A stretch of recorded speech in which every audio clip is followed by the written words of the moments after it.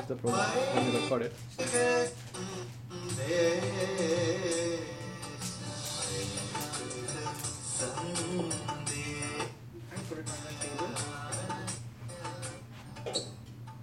മാന്യപ്രേക്ഷകർക്ക് എൻ്റെ പ്രണാമം.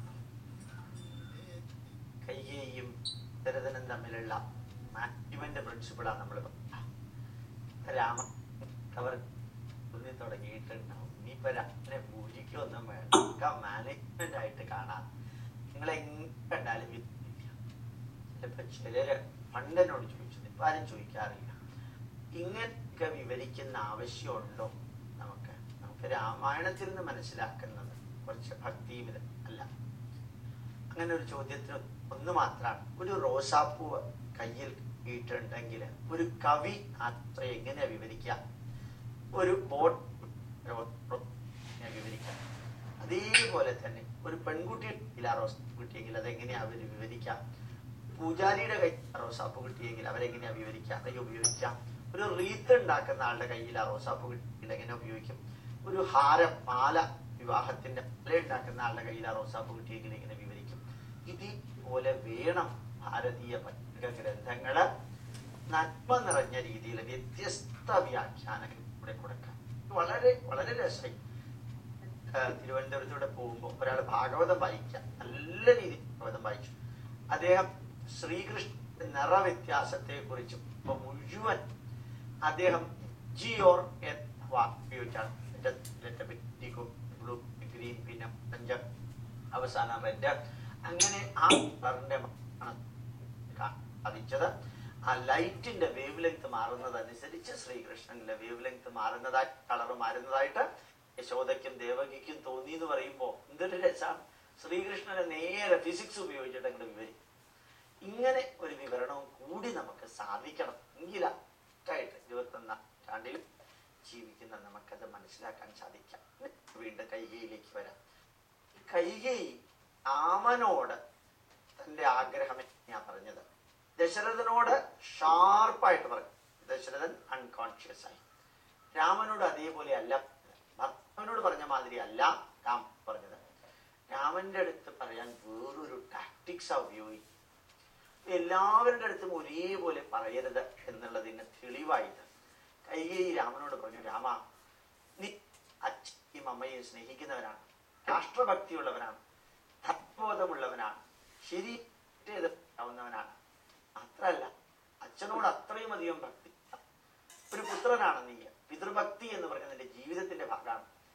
ധർമ്മബോധം നിന്റെ ജീവിത നിൻ പ്രിയില് മോഹാത്സ്യപ്പെട്ട് കിടക്കാണ്, അൺഷ്യസ് ആയിട്ട് കിടക്കും. എന്താ കാരണം അറിയോ? അദ്ദേഹത്തിന് നിന്നോട് അറിയിക്കണമെന്ന്. എന്താ അറിയിക്കാൻ ആഗ്രഹം?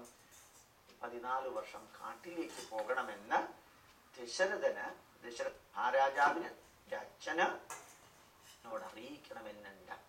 അതെങ്ങനെയാ നിന്നോട് പറഞ്ഞ എന്ന ഭയത്തില്, വേദനയിൽ, ടെൻഷനിൽ അദ്ദേഹം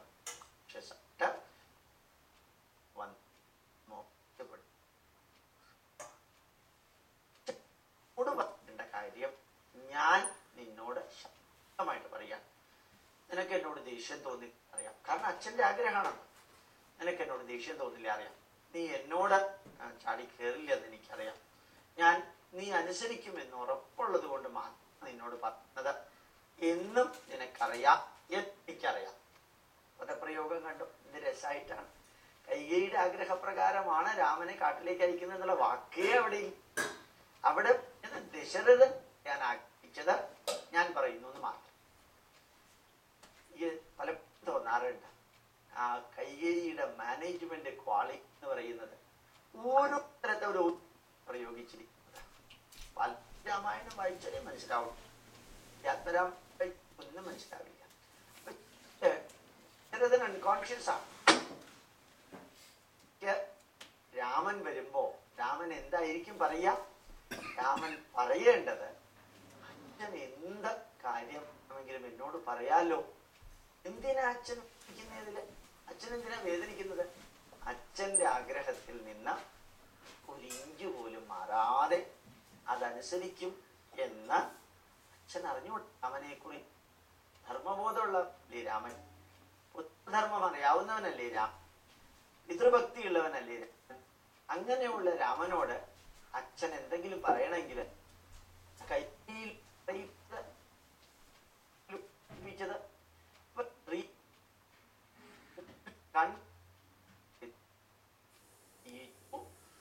ദശരഥന്റെ ആഗ്രഹമാണ് ഉള്ളത്. പക്ഷെ ദശരഥന് ആൻസർ പറയാനുള്ള ടൈം പോയി. ഇനി രാമനോട് ആർഗ്യൂ ചെയ്യുക പോലും ഇല്ല. രാമൻ ദശരഥനെ ബ്ലോക്ക് ചെയ്യും. അച്ഛന്റെ ഉള്ളിന്റെ എന്താണെന്ന് അച്ഛന്റെ ധർമ്മപത്നിയായ യിലൂടെ ഞാൻ കേട്ടു കഴിഞ്ഞു. അപ്പൊ ഇനി അച്ഛൻ എന്തും ആയിരിക്കില്ല പറയുന്നത്.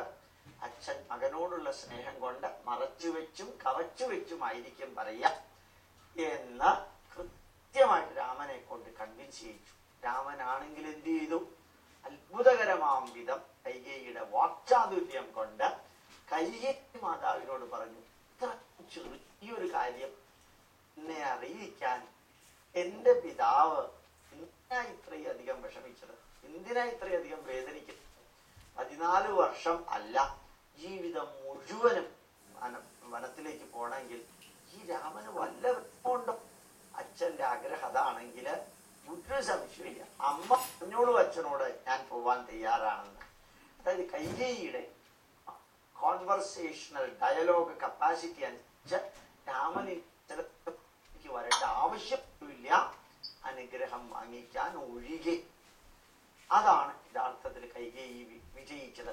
കൈകേയി പുത്രനോട് സംസാരിച്ച രീതി കൈകേയി സംസാരിച്ചു. എന്റെ മകന് നൽകി ലഭിക്കുന്ന പ്രധാന പ്രകാരം എന്നാണ് ആഗ്രഹം. എല്ലാം പറയാൻ പറ്റും. അതൊന്നുമല്ല സംഭവം. സമയവും സന്ദർഭവും ഉപയോഗിച്ച രീതിയുടെ മഹത്വം അറിയിക്കാനാണ് ഇത് ഞാൻ നിങ്ങളോട് ഇത്രയും ഗഹനമായ രീതിയിൽ പറഞ്ഞത്.